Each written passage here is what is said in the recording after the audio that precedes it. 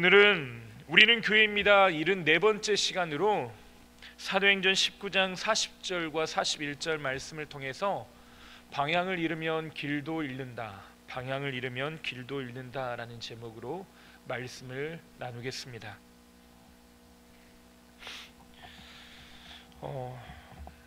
1666년 9월 2일 새벽에 런던의 한 빵집에서 불이 나게 됩니다. 작은 불씨가 그 밀가루 덩어리를 타고 가루를 타고 폭발을 일으키더니 순식간에 강풍을 타고 집집마다 그 불길이 번져갑니다. 이 1600년대였으니까 대부분의 집들이 나무로 지어진 집들이었습니다. 석재로 지어진 건물들도 그 안에 내장재들은 대부분 나무였기 때문에 도시 전체로 순식간에 불길이 번져가게 됩니다. 지금과 다르게 소방시설도 부족하고 또 인력도 부족하다 보니까 이 불길은 걷잡을 수 없게 타오르더니 4일 동안 런던의 80%를 태우고 마는 대재앙이 되고 말았답니다. 근데 초기 진화에 실패하게 된 중요한 이유 중에 하나가 장비의 부족 문제도 있었지만 사람들의 혼란스러운 대피였다라고 보는 시각도 있습니다. 누군가 불이 나니까 다리로 가면 산다라고 해서 갔더니 그 다리가 돌로 지어진 줄 알았더니 나머지 재료가 나무여서 그 다리가 끊어지고 사람들이 갇히는 일들이 비일비재하게 일어났답니다.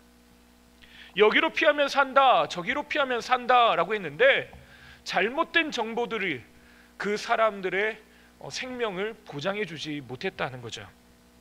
결국 앞서 말씀드린 것처럼 런던의 80%가 다 불타 없어지고 수많은 인명피해와 재산피해를 낳게 됩니다.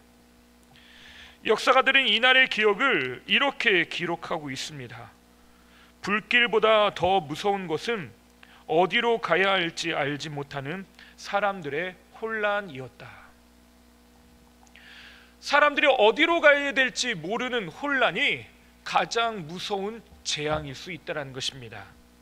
이것이 방향을 잃어버린 사람들의 결과물들이죠. 우리는 계속해서 에베소에서 일어난 소동들을 살펴보고 있습니다. 은세공업자 데메드리오가 사람들을 선동한 일들 때문에 에베소 전체 소요 사태가 일어나게 됩니다. 바울 때문에 우리가 망했다, 우리의 생업이 위협받게 되고 있다, 우리가 이제 먹고 살 길이 끊길 것이다, 이 전망들이 사람들의 마음을 불안하게 만들었습니다. 29절을 보니까 그 말에 수많은 군중들이 연극장에 모여들게 됩니다. 한마디로 대면하고 시위하기 위해서 사람들의 한 곳으로 집결하여 자신들의 주장을 펼쳤다는 거죠. 그런데 이상하게 이때 이런 상황에 대해서 성경은 이렇게 기록하고 있습니다. 우리 32절 말씀을 함께 읽어보겠습니다. 32절입니다. 사람들이 외쳐 어떤 이런 말을, 어떤 이는 저런 말을 하니 모인 무리가 분란하여 태반이라 어찌하여 모였는지 알지 못하더라. 이게 오늘 굉장히 중요한 말씀 중에 하나인데요, 사람들이 이 데메드리오가 말했던 그 말 때문에 자신의 생업이 불안케 되어지는, 지금 내가 가지고 있는 이 직장을 잃을 것에 대한 두려움들 때문에 사람들이 모였는데, 거기에 모였던 사람들이 이런 말 저런 말 이러쿵 저러쿵 여러 가지 이야기를 하는데 거기에 모였던 태반이 왜 모였는지 몰랐다는 것입니다. 이게 굉장히 충격적인 이야기예요. 분명히 지금 생계에 위협을 받는다라고 하는 이야기 때문에 모여들었던 사람들인데, 이 사람들이 내가 여기 왜 왔지? 우리가 무엇을 요구해야 되는 거지? 내가 바라야 되는 것은 무엇이지? 그것을 전혀 알지 못한 채 거기 왔다는 것입니다.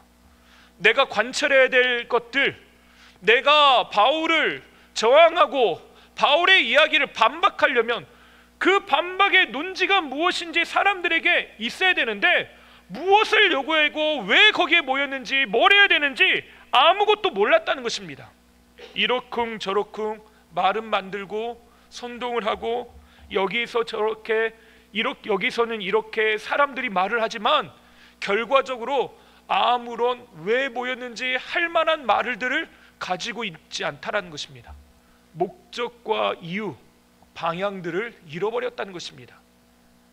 모이긴 모였는데 이유도 모르고 사람들이 옆에서 소리치니까 나도 따라서 소리치면서 크도다 에베소 사람의 아데미여 라고 소리는 지르고 2시간 넘게 그렇게 구호를 외치곤 있지만 내가 왜 거기 있는지 모르는 안타까운 상태에 있더라는 것입니다. 이 말은요, 곧 아데미가 정말로 나에게 능력인지 나에게 힘인지 그것을 이 사람들은 알지 못하고 있더라는 것입니다. 이것을 포기하지 말아야 되는 이유들을 이 사람들은 알지 못하고 있더라는 것이에요. 다시 말해 인생의 방향들을 모르니까 지금 내가 왜 여기서 살아가고 있고 오늘 나의 삶의 의미는 무엇인지 모든 걸 다 잃어버렸다는 것입니다. 내가 이런 일을 하려고 지금 이렇게 살고 있나? 내가 이런 일을 하려고 이러고 있나? 내가 겨우 이런 사람인가?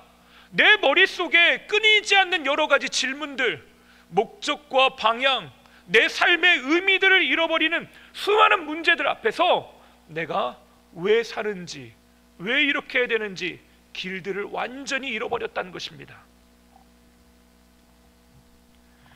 그러자 오늘 우리가 읽었던 40절과 41절에 서기장이 이렇게 선언합니다. 40절과 41절 말씀을 우리말 성경으로 한번 좀 읽어보겠습니다. 우리가 아까 읽었던 말씀을 우리말 성경 번역으로 한번 읽어보겠습니다. 오늘 일로 인해 우리는 소란죄로 고소당할 위험이 있습니다. 그럴 경우 우리가 이유 없이 일어난 이 소동에 대해 해명할 길이 없을 것입니다. 그는 이렇게 말한 뒤 그 집회를 해산시켰습니다. 무슨 말이냐? 이유 없이 모인 이 소동, 내가 왜 여기 왔지? 내가 뭘 원하는 거지? 뭘 해야 되는 거지? 그것을 몰랐던 방향을 잃어버린 이것이 어떤 결과를 낳냐? 오히려 자신에게 위협이 되더라는 것입니다. 우리가 소란죄로 고소당할 오히려 위험이 있다.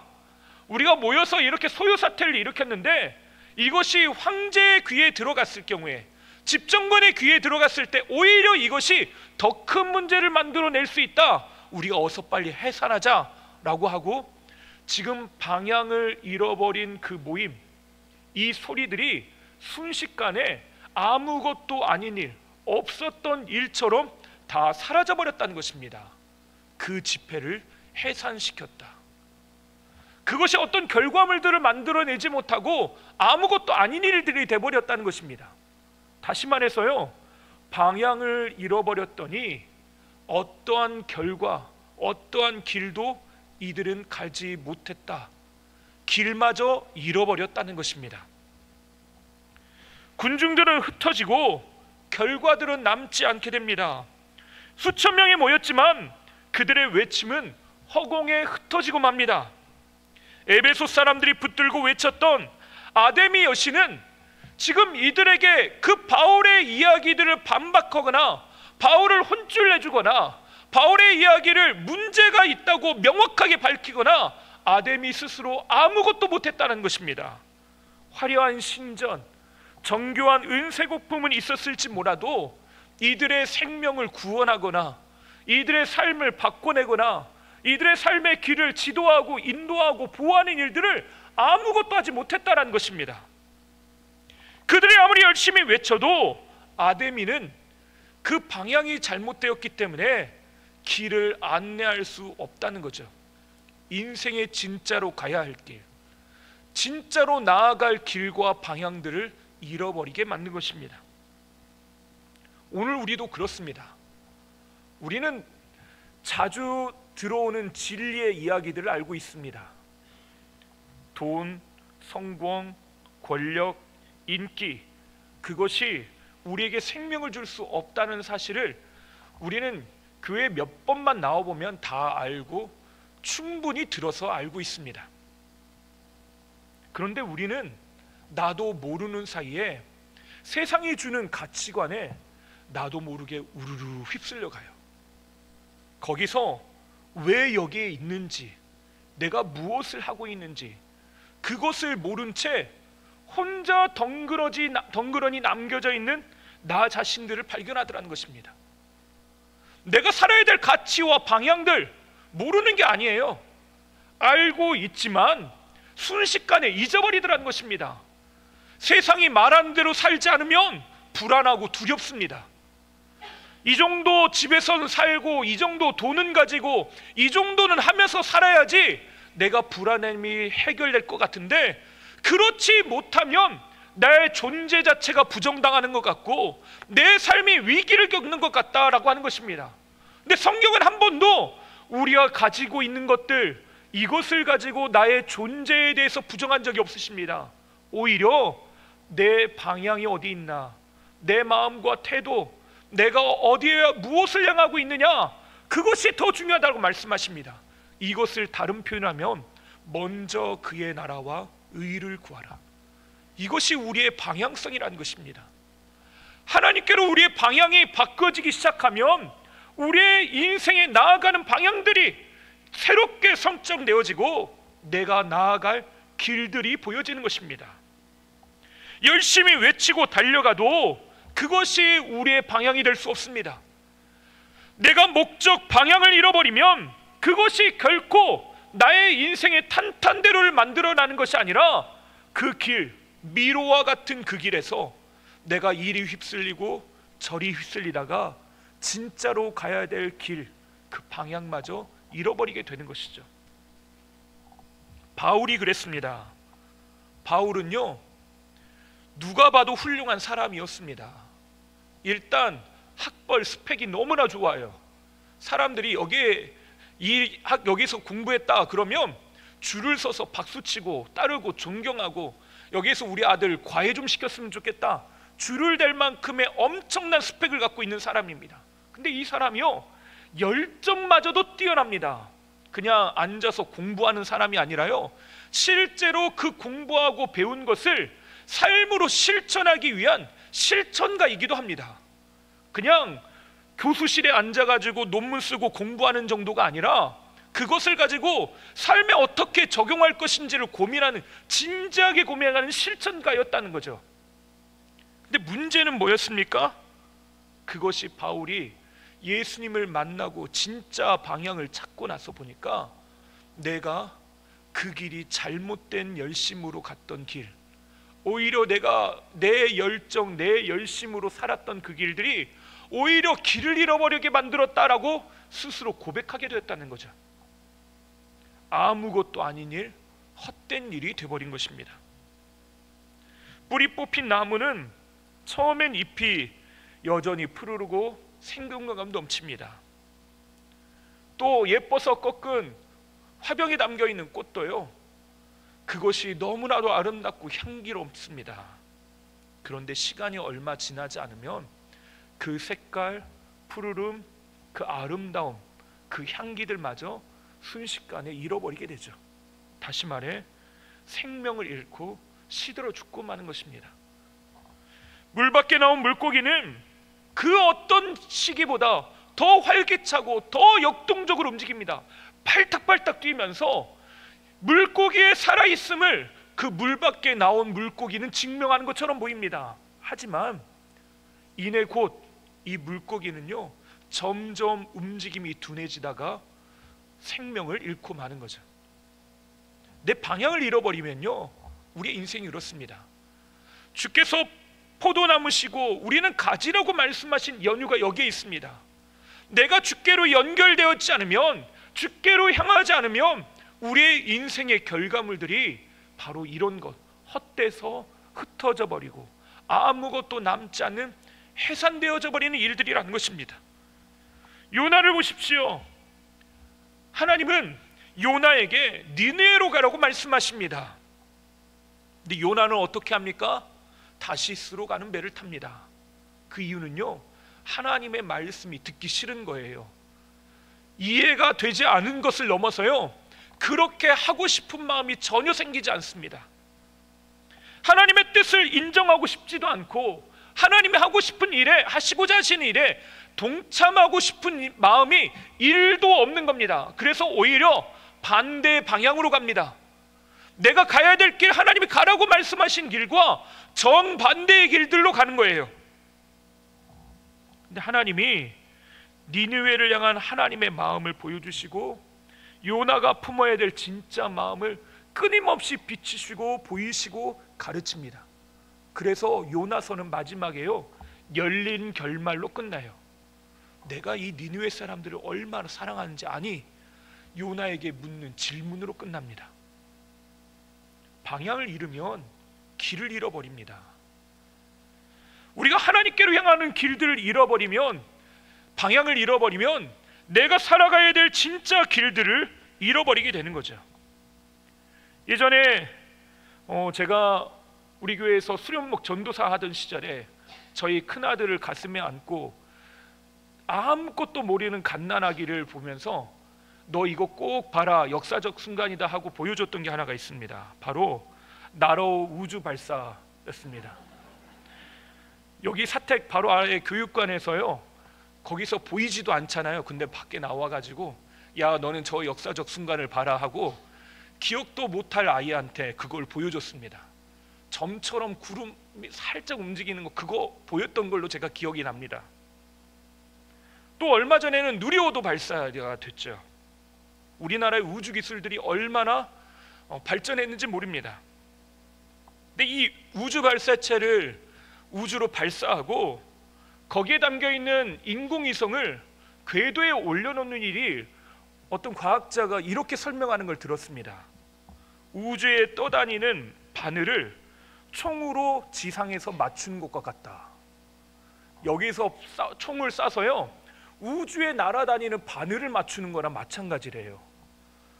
그 말을 들으니까 갑자기 현실 감각이 생겼습니다. 아, 저 우주에다가 인공위성을 띄우는 기술이 저게 어마어마한 기술이구나.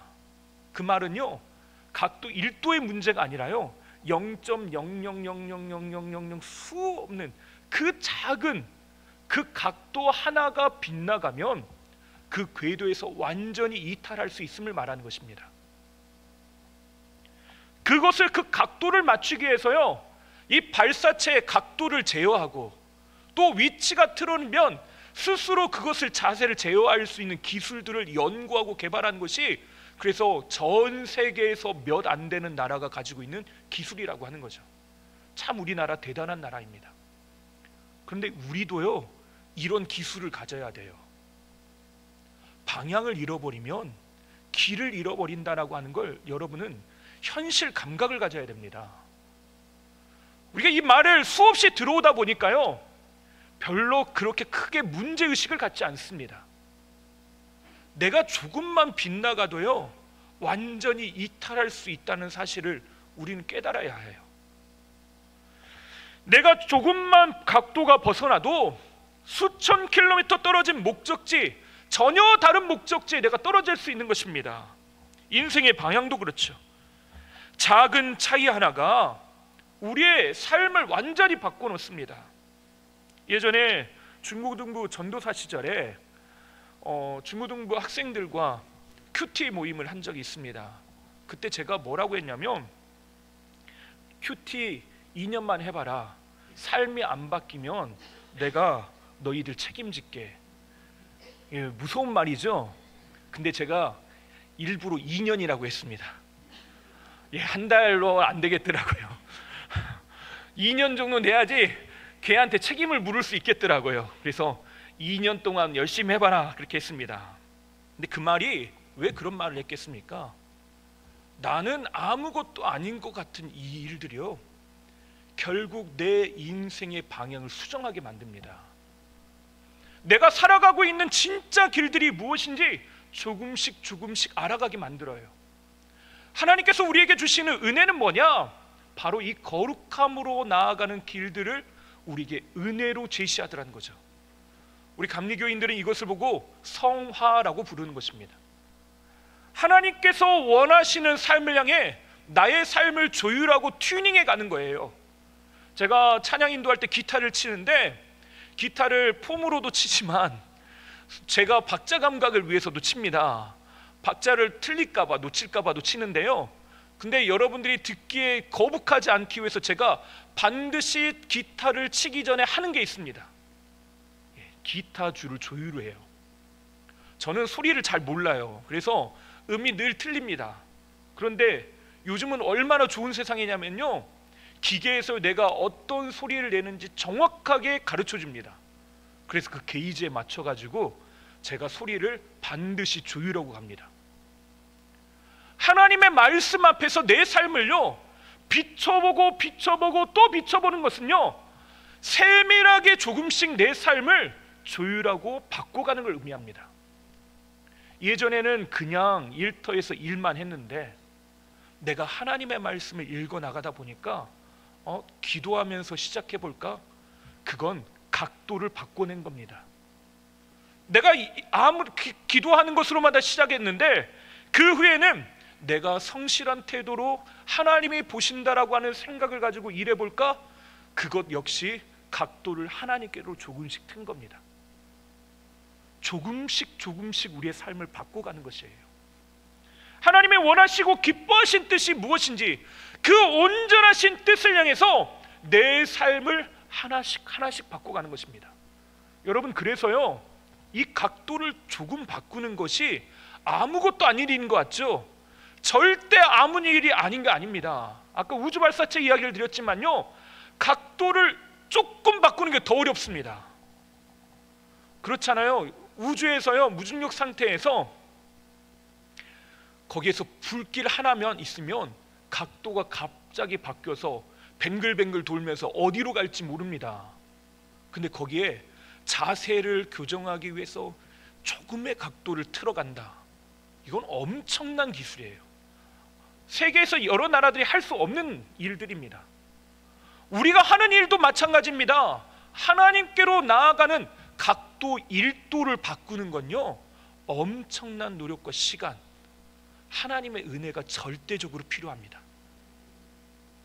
내 삶을요 하나님 앞에서 그렇게 조율해 가는 것이에요. 조금씩 하나님께로 우리의 방향을 바꿔가고 하나님을 향해 내 얼굴을 들고 하나님께서 말씀하시는 것이 무엇인지 듣고 배우기로 결정해야 되는 것입니다. 성경을 읽고 기도하고 예배에 참석하는 것, 이것이 늘 주어지는 똑같은 일인 것 같지만요, 성경을 읽어보신 분들 아마 느끼실 겁니다. 오늘 읽은 본문과 내일 읽은 본문은 달라요. 오늘 읽을 때 감정과 내일 읽을 때 감정이 다릅니다.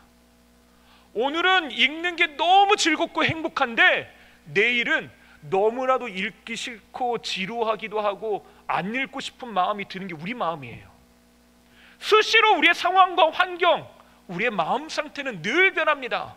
근데 그때마다 어떤 기술이 필요하다고요? 자세를 교정해서 방향을 바꾸는 기술이 필요한 것입니다. 하나님 앞에 나아가는 것, 말씀을 붙들고 나아가는 이 은혜의 수단들, 우리가 왜 이것을 붙들어야 하는 것입니까? 하나님께서 기뻐하시고 온전하신 뜻, 하나님의 자녀다움으로 살아가길 원해서. 이걸 다른 표현을 하면요, 하나님과 친밀함을 누리기를 소원하는 말입니다. 하나님과 가까이 동행하는 것. 그러면 우리의 내일은 반드시 달라집니다. 꼭 요즘 맛집들 보면요, 특히 예전에 부목사 시절에 장례를 치르고 갔다 오면 꼭 들리는, 교구 식구들이 들리는 곰탕집이 있었습니다. 점심때쯤 가가지고 먹는 곰탕집이 있었는데요, 거기를 가면 항상 무슨 냄새가 나냐면 장작 떼는 냄새가 났습니다. 장작을 떼는데 거기에 큼직하게 현수막을 써놨어요. 우리의 이 가마솥은 24시간 불이 안 꺼집니다. 365일 불이 안 꺼집니다 라고 써 있어요. 그 말은 사고를요 끓이고 또 끓인다는 거예요. 인내하면서 얼마를 끓였느냐에 따라 맛이 달라집니다. 근데 우리의 신앙도요, 반복의 힘이 얼마나 중요하냐면 늘 똑같은 예배인 것 같고 똑같은 말씀인 것 같고 똑같은 기도의 내용인 것 같지만요, 하나님 앞으로 내가 향하기로 결정할 때 우리의 삶이 나도 모르는 사이에 바뀌더라는 것이에요. 이게 은혜입니다. 나도 모르는 사이에 바뀌어 있는 건요, 그것이 내 몸에 체득화됐고 삶의 습관이 되었고 내가 그렇게 살기로 결정하지 않아도 자연스럽게 나의 삶에 그것이 배어 들어왔다는 것입니다. 나에게 하나님의 말씀이 배어 들어오면 어떤 일이 일어나는 줄 아십니까? 나의 삶의 맛이 달라집니다. 나에게서 나는 향기가 달라져요. 하나님의 말씀이 내 삶에 배어들기 시작하면 당연히 그분의 맛이, 그분의 선하심이 나의 삶을 통하여 맛보아지게 되고 내가 소금과 빛의 사명으로 살아가게 되고 나로부터 예수 그리스도의 향기가 나오기 시작하는 것입니다. 내가 어디를 향하는지에 따라 나의 삶이 완전히 달라집니다. 예수님께서는 그래서 길을 잃어버린 우리에게 이렇게 말씀하십니다. 요한복음 14장 6절에 예수께서 이르시되 내가 곧 길이요 진리요 생명이니 나로 말미암지 않고는 아버지께로 올 자가 없느니라. 주께로 가면 길이 보입니다. 주께로 가면 진리가 보입니다. 주께로 나아가면 생명이 보이는 것입니다. 예수님께로 향하기로 마음먹고 결단하면, 방향을 돌리기 시작하면 내가 살아야 될 진짜 길, 아버지께로 나아갈 그 길들이 우리에게 보여지는 것입니다. 내 삶이 막막해서 안개와 같이 휩싸여서 어디로 가야 될지 모르는 상황들이 있습니다. 그 길들을 찾는 유일한 방법이 뭐라고요? 예수께로 향하는 것입니다. 바쁜 일상 속에서 예수님을 잃고 잃어버리면 나의 길들을 잃어버리는 것입니다. 하나님 앞으로 나아가는 길들을 잃어버리는 것이에요.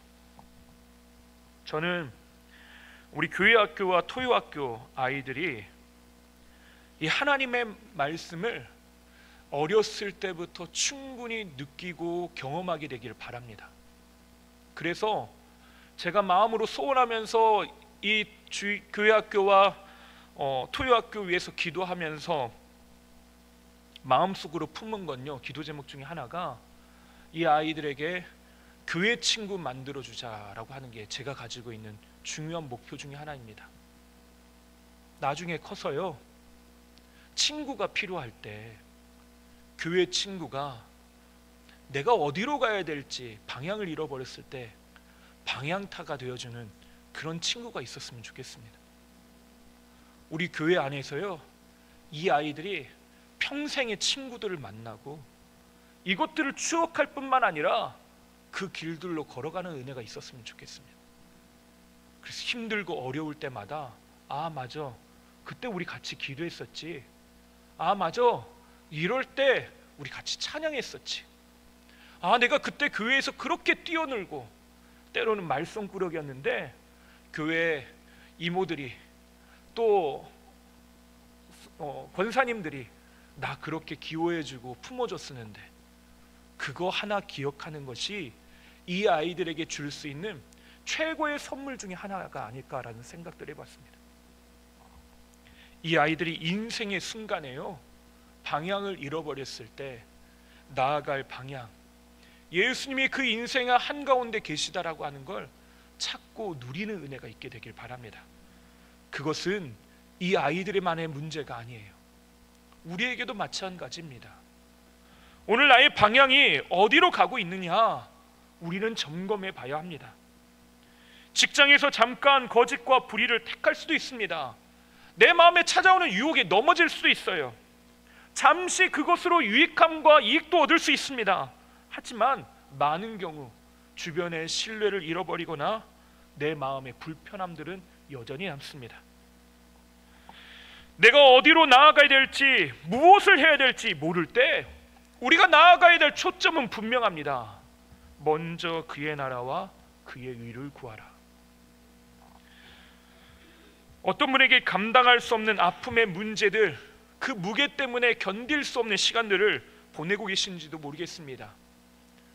정말 힘들면요, 정말 죄송한 표현이지만 기도도 하기 싫을 때가 옵니다. 하나님도 미울 때가 있어요. 그런데 그때 우리의 감정, 우리의 상황들, 우리의 사람 방향들, 그것을 다시 바꾸어내는 작업들을 우리가 해야 합니다. 그럼에도 불구하고 하나님께로 나아가야 합니다. 방향을 바꾼다는 건 거창한 것이 아닙니다. 매일 아침 첫 시간을 기도로 시작하겠다 하는 것, 말씀과 기도를 붙들겠다고 하는 것, 가정에서, 식탁에서 짧게라도 기도하겠다고 하는 것, 직장에서 하나님이 부르심에 파송된 사람으로 하나님의 일꾼으로 쓰임받겠다라고 하는 그 마음을 품는 것, 내가 오늘 주어진 이 삶이 하나님이 함께 하시는 순간이라고 기억하는 것, 그것이 나의 방향을 바꾸는 너무나도 중요한 일들입니다. 다시 말씀드립니다. 이건 아무나 하는 것 같지만 아무나 하는 일은 아닙니다. 하나님의 은혜가 필요하고 이 작은 일들이 우리의 삶을 바꾸어내는 것입니다. 선택의 순간마다 하나님이 원하시는 것은 무엇일까? 내가 원하는 것, 내가 바라는 것, 그것을 내려놓고 예수님이라면 어떻게 하셨을까? 주님께 묻고 기도하는 것, 그것이 우리의 삶을 반드시 바꾸어내는 것입니다. 우리에게 그 주님께서 오늘 우리에게 찾아오셨습니다. 오늘 나는 어디로 향하고 있습니까? 나는 무엇을 하고 있습니까? 주님께서 오늘 우리를 부르시고 나에게로 나오라고 말씀하고 계십니다. 오늘 주 앞으로 나아가며 나의 인생과 나의 삶의 방향을 예수님께로 돌려놓는 은혜가 저와 여러분에게 매일의 삶 가운데 함께하게 되시기를 주님의 이름으로 축원합니다. 기도하겠습니다. 선하신 하나님, 주의 은혜를 구합니다. 주님, 우리에게 말씀하시옵소서. 우리를 가르치시옵소서. 우리를 인도하시옵소서. 우리의 연약함과 부족함을 주 앞에 내려놓습니다. 주님, 나의 방향과 삶이 하나님께로 온전히 향하여 주께 영광 돌리는 복된 삶이 되시고 하나님께서 나에게 말씀하시는 것을 듣는 은혜를 우리에게 허락하여 주시옵소서. 하나님께서 오늘 우리의 삶 가운데 오늘도 변함없이 인도하여 주시고 이끌어 주시며 선하신 길로 인도하여 주실 것을 믿사오며 예수님의 이름으로 기도하옵나이다. 아멘. 다 같이 찬송가 384장을 부르시겠습니다.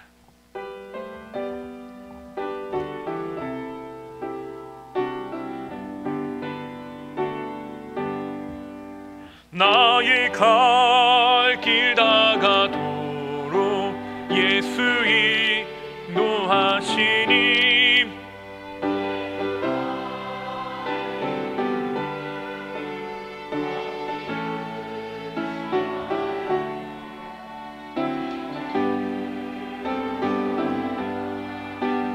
하늘 위로 받겠네. 무슨 일을 만나든지 만사형통하리라. 무슨 일을 만나든지 만사형통하리라.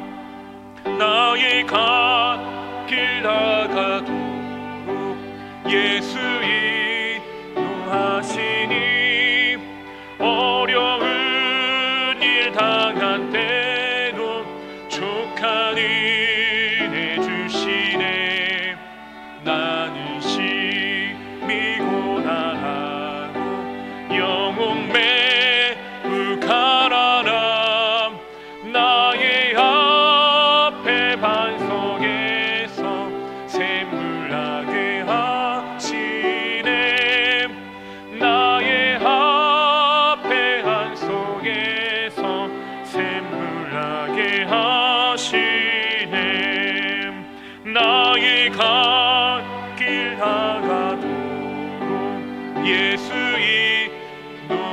하시니 그의 사랑 어찌 큰지 말로 할 수 없도다. 성령 감화 받은 영혼 하늘 날아갈 때에 영영 부를 나의 찬송 예수 인도하셨네. 영영 부를 나의 찬송 예수 인도하셨네. 아멘.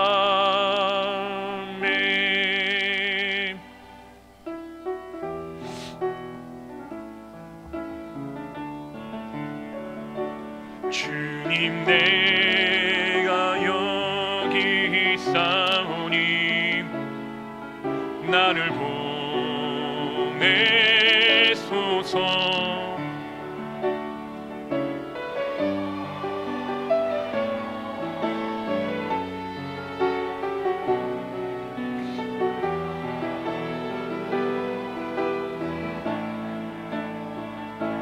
주님 내가 여기 있사오니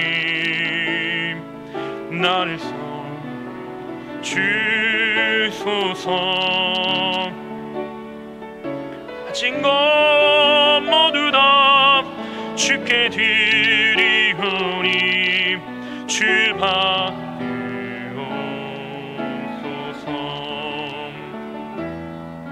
할렐루야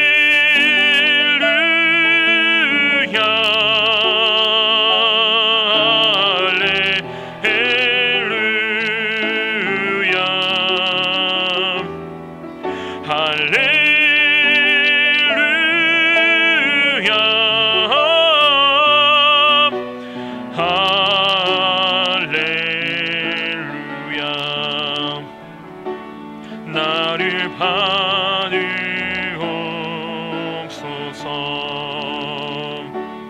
나를 받으옵소서.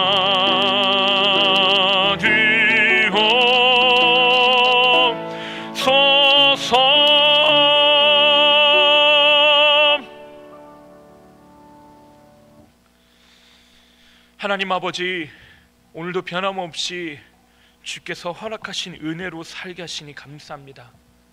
하나님께서 우리에게 주신 가장 좋은 것, 선한 것들, 하나님 우리의 삶 가운데 오늘도 허락하여 주신 은혜에 감사합니다.